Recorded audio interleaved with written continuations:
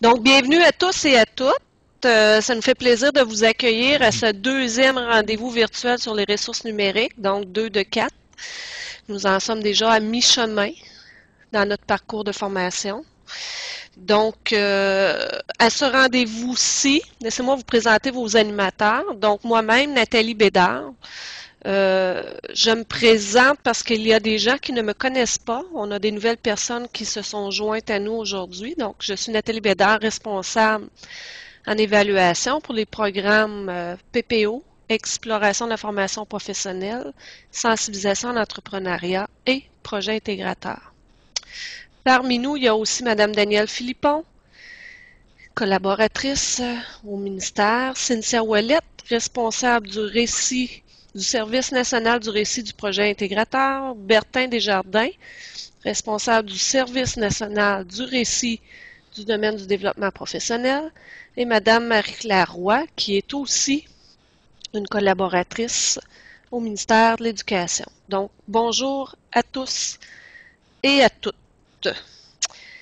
Comme je vous le disais d'entrée de jeu, nous avons des nouvelles personnes qui se sont jointes à notre rendez-vous, à nos rendez-vous virtuels, donc des gens qui œuvrent surtout au niveau du projet intégrateur.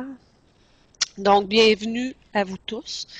Parmi ces gens, il y a des enseignants, il y a des conseillers pédagogiques et animateurs récits locaux, tant du côté de la communauté francophone qu'anglophone. Donc, bienvenue parmi nous. Avant d'aller plus loin, je vais vous présenter l'intention de notre rencontre. Donc, au terme de cette rencontre, les participants devraient être en mesure de planifier une activité d'apprentissage tenant compte des 3 savoirs, soit les savoirs technologiques, pédagogiques et contenu disciplinaire, et de consolider l'appropriation des ressources numériques choisies. Donc, vous aviez déjà fait préalablement un choix de ressources numériques, soit le blog, soit le portfolio numérique Perle PPO ou encore la classe virtuelle du projet intégrateur. Lors de notre dernier rendez-vous, notre premier en fait, nous avions ciblé davantage l'appropriation de ces ressources-là, des fonctionnalités des ressources, se mettre un petit peu à l'aise avec ces ressources-là. Nous vous avons mentionné que lors du deuxième rendez-vous, on ira un petit peu plus loin, c'est-à-dire à l'intégration plus pédagogique de ces ressources-là. Donc, c'est ce que nous allons faire aujourd'hui ensemble, tout en considérant encore les besoins pour certains d'approfondir leur connaissance dans les fonctionnalités des ressources. Donc, on va jouer avec les 2 facettes des ressources numériques, soit l'intégration pédagogique et l'appropriation, la consolidation de l'appropriation des ressources numériques. Avant d'aller plus loin, j'aimerais savoir si vous avez des attentes particulières quant à cette rencontre aujourd'hui. Donc, je vous invite à venir les écrire sur la diapositive que vous voyez à l'écran. Donc, pour les nouvelles personnes qui se joignent à nous, vous avez dans le haut de votre écran un petit icône sur lequel il y a un T. Donc, c'est inscrit CT pour texte. Vous n'avez qu'à cliquer sur ce petit icône-là et vous pourrez écrire vos attentes sur la diapositive que vous voyez présentement. Donc, je vous invite à prendre 2 minutes pour aller inscrire vos attentes. Donc, je vois que plusieurs notent, par exemple, l'avantage du portfolio virtuel par rapport au portfolio papier.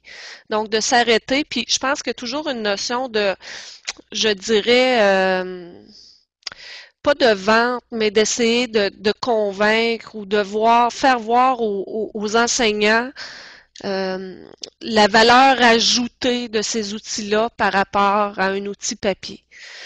Nous allons nous arrêter vers la fin de la journée à cet aspect-là.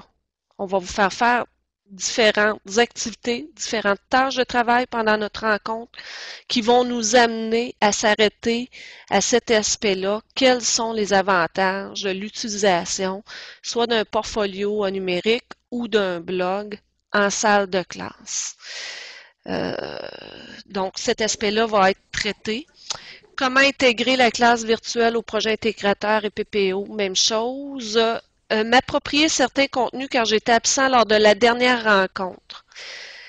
Pour ceux qui étaient absents lors de la dernière rencontre, nous allons aussi mettre à votre disposition des tutoriels qui ont été montés pour vous accompagner dans l'appropriation des fonctionnalités des ressources numériques, c'est-à-dire soit le blog ou soit le PEL PPO.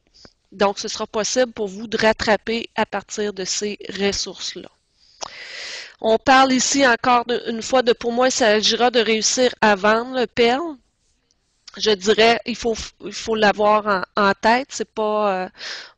C'est de voir avec les enseignants quelle est la valeur ajoutée. Comme je vous le disais, nous allons nous arrêter à cet aspect-là en fin de rencontre. Comme étant un gain, bon, pour l'enseignant, absolument. Savoir comment fonctionne une classe virtuelle, on va y arriver aussi. Nous avons une activité prévue pour ça. Voir l'utilisation que les autres font de la classe virtuelle, témoigner des problèmes que je peux rencontrer, voir les solutions. Concernant la classe virtuelle du pays, oui, Cynthia vous fera peut-être le tour de quelques classes virtuelles qui existent. La notion de témoignage de gens qui l'utilisent, nous amènerons cet aspect-là lors d'un prochain rendez-vous. Donc, il nous reste 2 autres rendez-vous virtuels. Ça fait aussi partie de notre planification d'aller chercher des témoignages des gens.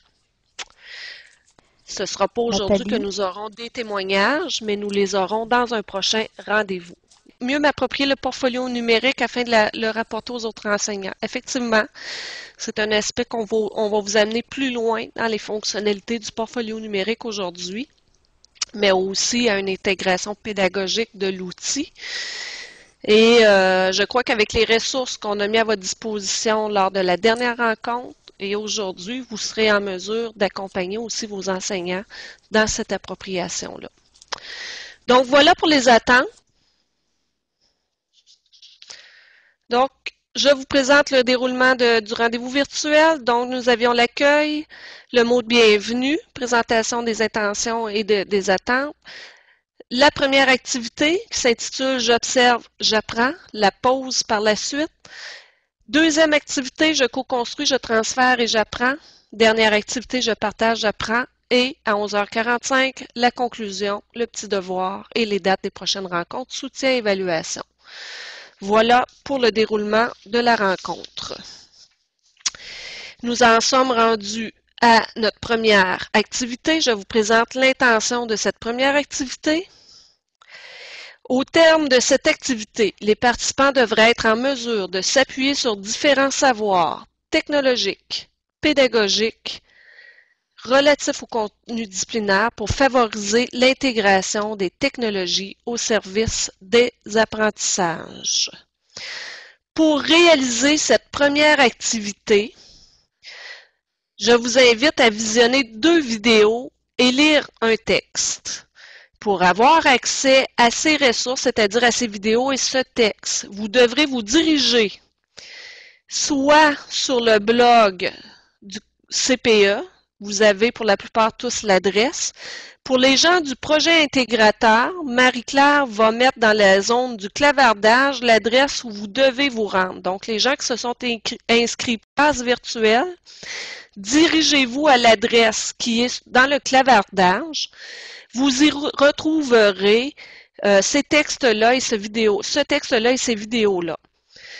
Donc, je vous demande dans un premier temps de visionner ces ressources. Nous aurons 20 minutes pour le faire et par la suite, nous revenons ensemble pour un moment de partage. Je vais vous présenter les intentions d'écoute et de lecture pour chacune de ces ressources-là.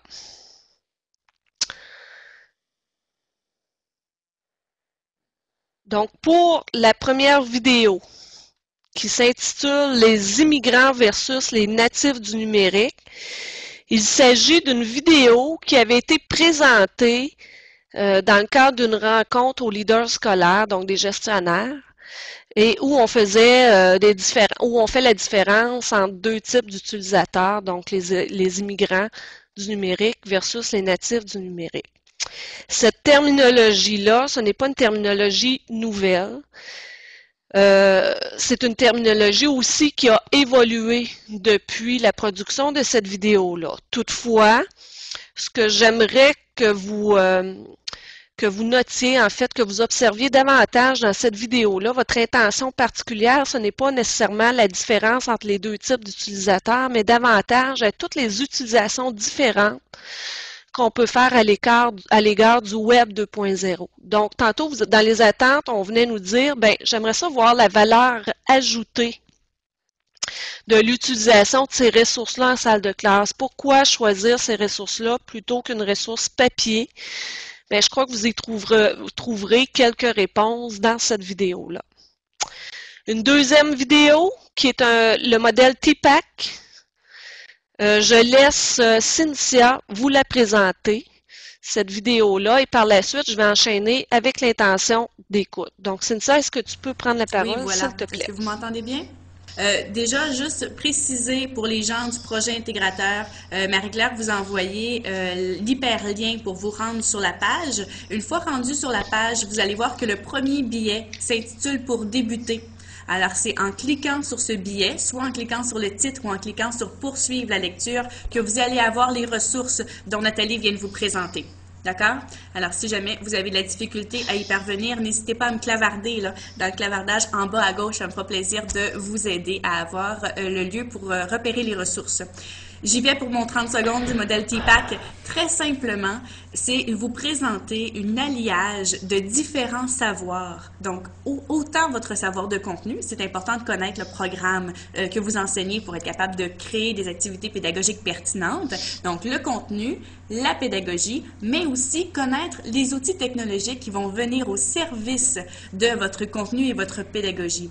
Alors, c'est l'objet aujourd'hui vraiment de voir comment ces trois types de savoirs qui sont différents, qui sont de nature différente, peuvent s'allier ensemble pour parvenir à faire vraiment une intégration réussie des outils technologiques en classe. Alors, c'est ce que vous allez voir dans le premier vidéo TPAC. Si vous regardez le deuxième vidéo, Nathalie, si tu permets, ça va un petit peu plus loin pour nous avoir une espèce de cadre théorique. Je n'irai pas plus loin que ça puisqu'on regarde vraiment le premier aujourd'hui lors de la présentation. Donc, l'intention d'écoute pour ce deuxième vidéo, qui est celui du modèle TPAC, c'est vraiment d'aller noter, prendre conscience des trois types de savoirs à mobiliser dans un développement de compétences d'intégration des TIC en salle de classe. La troisième ressource, c'est un texte qui s'intitule « Les obstacles au développement des TIC à l'école ».